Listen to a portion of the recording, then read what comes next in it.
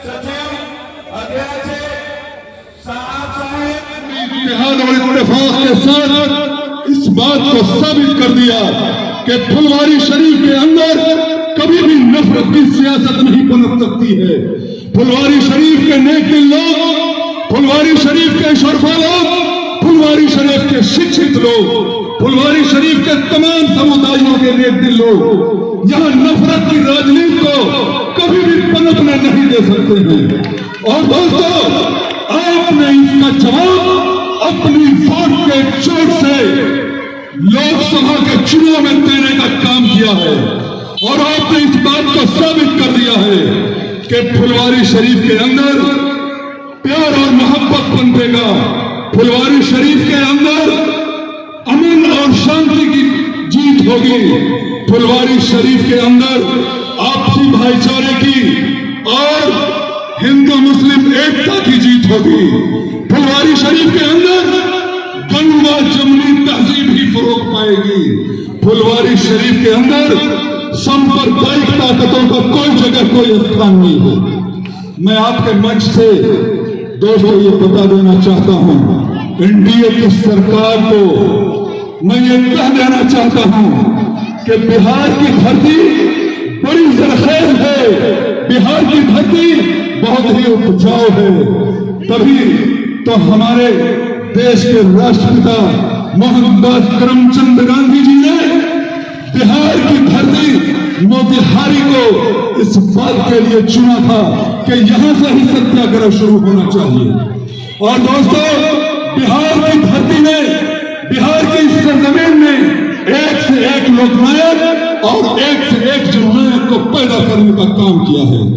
तो दोस्तों, यहां तुम जैसे नफरत फैलाने वालों को की और आपस में बांटने वालों की कोई जगह नहीं है।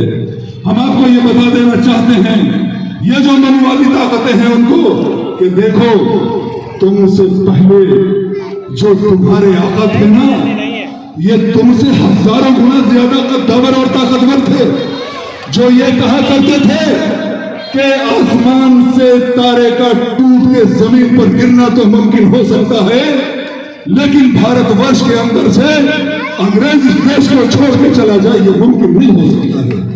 तो मैं आपको बता देना चाहता हूं कि इस भारतवर्ष की जनता ने, और उसमें सबसे बड़ा योगदान बिहारियों का रहा है, उनको इस हिंदुस्तान की सरजमीन पर धूल चढ़ाने का काम किया है और उनको यहां से खनन भगाने का काम किया है। तो तुम भी नफरत फैलाने वाले लोग और हमें बांटने वाले लोग, इस हिंदुस्तान में तुम कभी पनप नहीं पाओगे। ये हमारी थोड़ी सुस्ती रही कि हम लोगों ने अपनी जिम्मेदारियों को नहीं समझा। हमारे शोरफा लोग, इस समाज के नेक दिल लोग, पढ़े लिखे हुए लोग सियासत से थोड़ा किनारा कशी अख्तियार कर लिए सियासी माहौल को देखते हुए। और दोस्तों, यही बहुत बड़ा विडंबना हुआ, यही बहुत बड़ी ट्रेजडी हुई कि हमारे मुल्क के अंदर नफरत पनप गया। इसलिए मैं इस मंच से फुलवारी शरीफ के तमाम नेक दिल लोगों को, फुलवारी शरीफ के तमाम शरफाओं को, फुलवारी शरीफ के तमाम छात्र और छात्राओं को, फुलवारी शरीफ के तमाम नौजवानों को, फुलवारी शरीफ के हर समाज और हर वर्ग के लोगों को इस बात के लिए प्रेरित करना चाहेंगे, इस बात के लिए उनको एहसास दिलाना चाहेंगे कि आप लोग अपनी जिम्मेदारियों का एहसास करें और फुलवारी शरीफ की शनाख्त को धूमिल नहीं होने दें। जिस तरह से इन्होंने 2022 में फुलवारी शरीफ की शनाख्त को धूमिल करने की कोशिश की थी, आप लोग फिर इस बार अपनी वोट के चोट पर यह बताने का काम कीजिए कि फुलवारी शरीफ के अंदर सिर्फ गंगा जमुनी तहजीब के जो लोग पक्षधर होंगे, जो लोग हिंदू मुस्लिम एकता के पक्षधर होंगे, जो लोग आपसी भाईचारा, प्यार और मोहब्बत के, अमन और शांति के पक्षधर होंगे, ऐसे लोगों को हम विधानसभा के असेंबली में जीत के भेजने का काम करेंगे। और दोस्तों, मैं एक बात और बता देना चाहता हूं कि देखिए, परिवर्तन जरूरी है। परिवर्तन से मुराद मेरा बिहार के सत्ता पर जो लोग काबिज हैं वो मुराद है।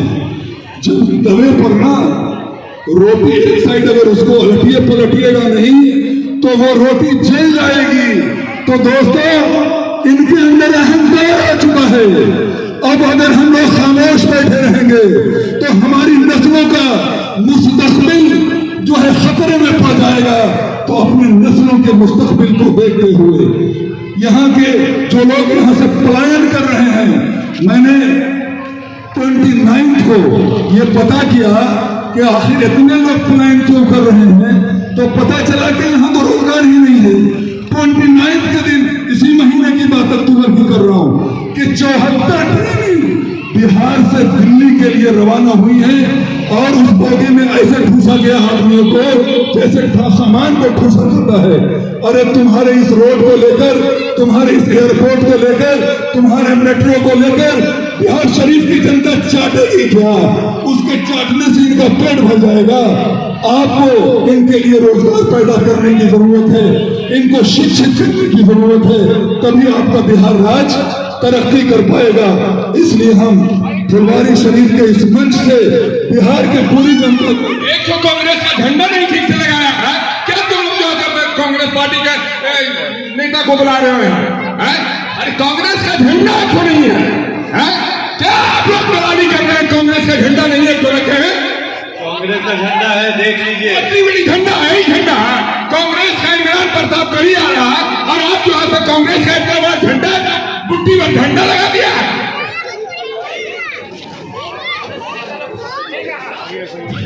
भाई के जज्बात की कदर करता हूँ। मैं ये चाहूंगा कि यहाँ पर सारे जो भी महागठबंधन के लोग हैं, सारे लोगों का पार्टिसिपेशन होना चाहिए, फिजिकली भी, और उनका झंडा या जो भी चीजें हैं वो लगनी चाहिए। बहरहाल मैं बातें ज्यादा तवील करना पसंद इसलिए नहीं करना चाहूंगा कि हमारे बीच में और भी कोई साथी लोग यहाँ मौजूद हैं।